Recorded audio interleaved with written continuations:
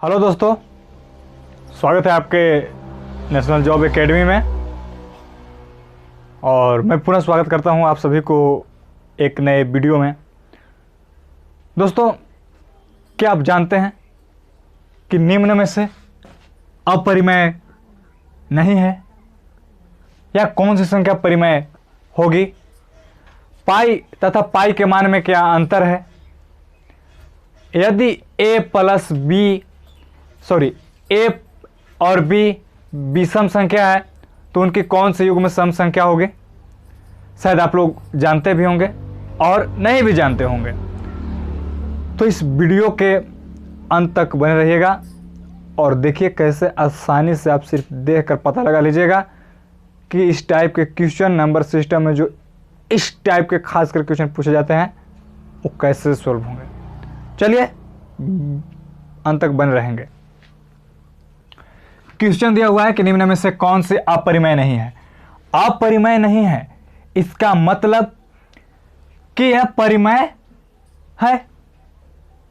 अपरिमेय नहीं है इसका मतलब कि परिमेय है। देखिए, इसमें साफ तौर पर पता चल रहा है कि यह होगा। ये कैसे होगा? आप देखिए, √4 को निकालिए। अगर इसको निकालना है तो 2 का स्क्वायर होता है, स्क्वायर करने पर रूट हट जाता है, 2 दूनी 4। तो यह जो है अपरिमेय नहीं है इसमें, तो 4। अगर रूट के अंदर ऐसी संख्या जिसका वर्गमूल पूर्णतः वर्गमूल नहीं निकलता हो वो आपको परिमेय नहीं हो सकता है। अब चलते हैं नेक्स्ट टाइप के क्वेश्चन की ओर कि वो क्वेश्चन कैसे पूछे जाते हैं और किस टाइप का होता है, उसको कैसे पता करेंगे। तो अगर आप भी तक आपने हमारे चैनल को सब्सक्राइब नहीं किया है तो प्लीज़ रेड कलर में सब्सक्राइब लिखा होगा, आप सब्सक्राइब कर लीजिएगा और बगल में बेल आइकन भी होगा उसे भी प्रेस कर लीजिएगा और नोटिफिकेशन को ऑल कर दीजिएगा ताकि मैं जब भी इस प्रकार के वीडियो लाऊं तो आप तक मिल सके। चलिए देखते हैं नेक्स्ट टाइप का क्वेश्चन। नेक्स्ट क्वेश्चन जो कह रहा है कि प्रथम अभाज्य संख्या कौन सी है। अभाज्य और अभाज्य संख्या के विस्तृत रूप से जानने के लिए आप आई बटन में चले जाएं और वहां से देख लेंगे, सभी का डिफिनेशन दिया हुआ है और वहां से आप जानकारी ले लेंगे कि भाज्य संख्या और अभाज्य संख्या किसे कहते हैं। देखिए, इसमें साफ तौर पर पता चल रहा है कि ऑप्शन नंबर 3 होगा। 2 क्यों होगा? क्योंकि 2 पहले से छोटी संख्या है जो स्वयं से कटेगी, 1 से, 2 एकम 2 या फिर 2 से। 3 भी हो सकता है, 3 भी कटेगा, 3 भी कट सकता था 1 से या 3 से। लेकिन प्रथम पूछ रहा है कि पहल का कौन आएगा, या अगर पूछ देवे कि सबसे छोटी अभाज्य संख्या कौन सी है तो आप आसानी से इसको बना सकते हैं। समझे? चलिए अब हम देखते हैं नेक्स्ट टाइप में कि नेक्स्ट टाइप में क्वेश्चन किस तरीका से पूछता है और कैसे उसको हम आसानी से बना सकते हैं। चलिए देखते हैं क्वेश्चन को।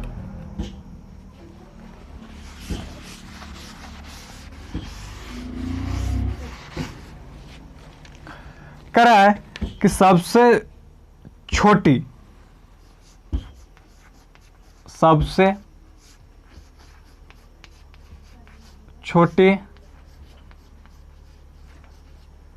प्रकृत संख्या है। ऑप्शन में दिया हुआ है 0, 1,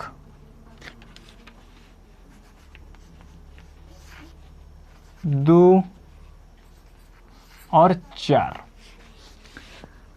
कह रहा है कि सबसे छोटी प्राकृतिक संख्या, तो प्राकृतिक संख्या किसे कहते हैं और अभाज्य भाज्य सभी के जानने के लिए आप आई बटन का ही प्रयोग करेंगे और नहीं तो आप हमारे चैनल पर जाकर और प्ले लिस्ट बना हुआ है नंबर सिस्टम का, उसके सबसे नीचे वाले में देख लेंगे, वहाँ से आपको आसानी से मिल जाएगा। देखिए, जब भी हम गिनती शुरुआत करते हैं तो 1 2 3 से शुरुआत करते हैं, डॉट डॉट डॉट जहाँ तक जाए। तो जो इसमें सबसे पहले बार आए वह 1 होगा और बच्चे लोग यहाँ कंफ्यूज हो जाते हैं कि 0 होगा। 0 या 1 कंफ्यूज कर जाते हैं। तो प्राकृत संख्या पूछे तो आप बिना डरे फुल कॉन्फिडेंस के साथ 1 को मारिए आप आसानी से। अब चलिए नेक्स्ट टाइप का जो क्वेश्चन है उसको देखिए कैसे हम बना सकते हैं। इसमें क्वेश्चन कह रहा है कि सबसे छोटी पूर्ण संख्या, सबसे छोटी पूर्ण संख्या, दोस्तों जीरो मार दीजिएगा क्योंकि पूर्ण संख्या में 0 1 2 3 4 डॉट डॉट डॉट से हम शुरुआत करते हैं, माने जीरो से जिसको शुरुआत करते हैं उसे पूर्ण संख्या कहते हैं। जिसमें एक से गिनती शुरुआत की जाए उसे प्राकृत संख्या कहते हैं। और अभाज्य संख्या जिससे स्वयं या एक से कटे अभाज्य संख्या कहलाता है। तो आप प्लीज इसको यहां तक कर लेंगे। चलिए अब देखते हैं नेक्स्ट टाइप की क्वेश्चन कि वह कैसा होगा और उसको हम कैसे आसानी से बना सकते हैं। दोस्तों आप लोग प्लीज जब इतना तक रुके हैं तो अभी भी मजेदार क्वेश्चन आने वाला है और अभी भी देखिएगा, ये बता दिया लेकिन मेन रहस्य अंदर ही छुपा है। कह रहा है कि दो सह अभाज्य दो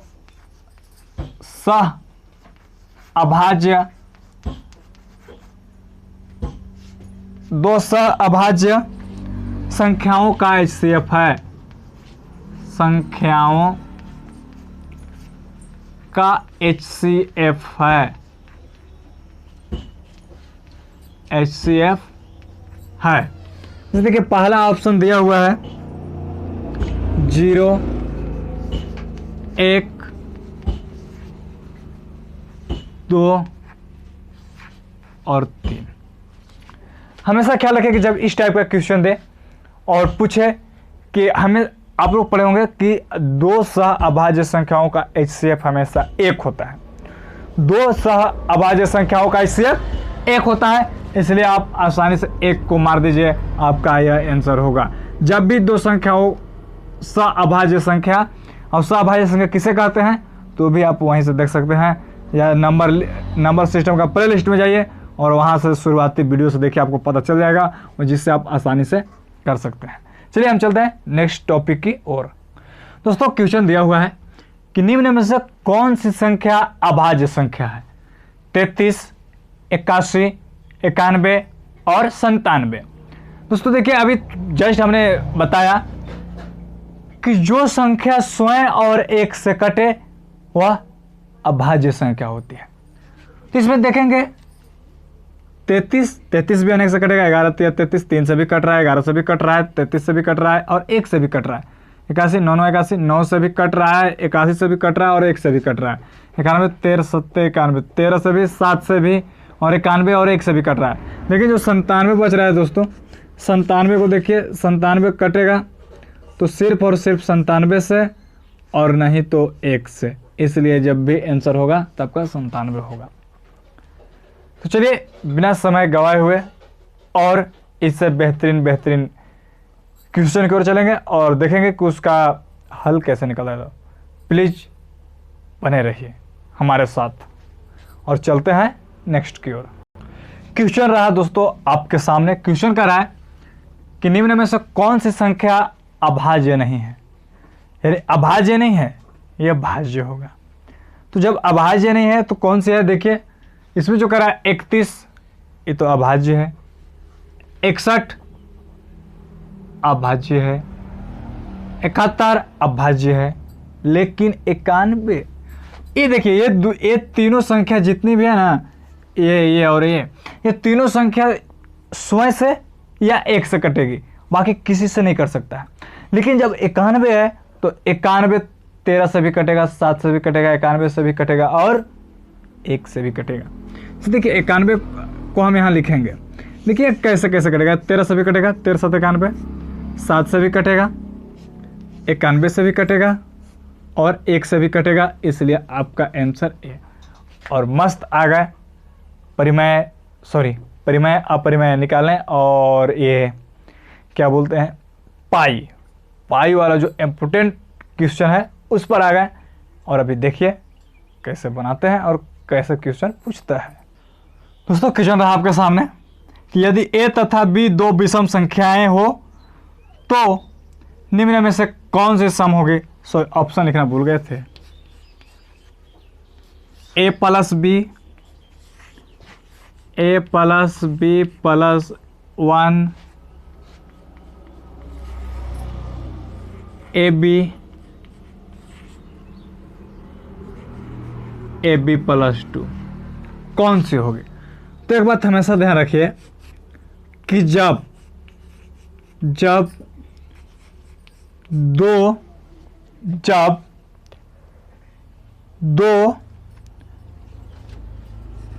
प्राकृत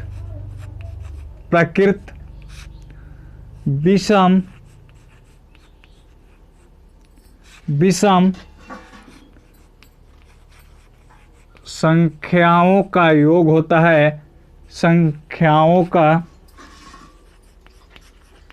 योग होता है तो सम बनता